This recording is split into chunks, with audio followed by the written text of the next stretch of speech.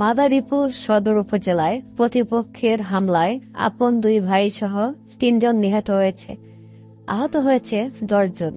শনিবার 8 মার্চ সকাল 11টার দিকে উপজেলার খোয়াজপুর ইউনিয়নে খোয়াজপুর এলাকার 6 নং ওয়ার্ডে এই ঘটনা ঘটে।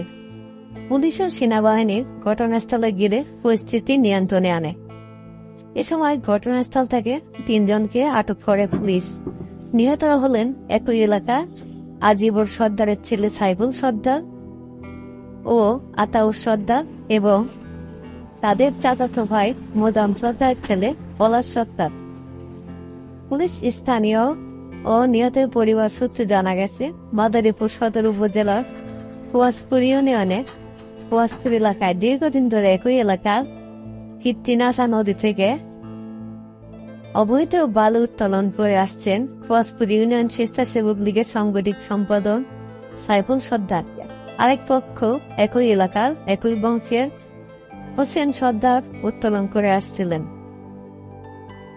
এ নিয়ে উভয় পক্ষের মধ্যে দ্বন্দ্ব চলে আসছিল, একে অপরকে বালু উত্তোলন করতে বাধা দেয়।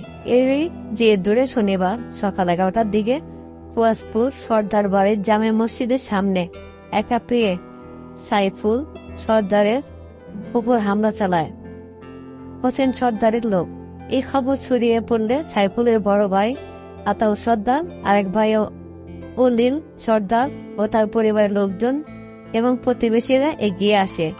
এ সময় প্রাণ রক্ষা করতে 3 ভাই দৌড়ে মসজিদের মধ্যে লুকিয়ে পড়ে। পরে সেখান থেকে তাদের টেনে হিসছে কুপাতে কুপাতে বাইরে বের করে। এ সময় প্রতিপক্ষের লোকজন এলোপাতাড়ি কুপাতে থাকে। এতে ঘটনাস্থলে আপন 2 ভাই সাইফুল সর্দার ও আতাউর সর্দার মারা যান।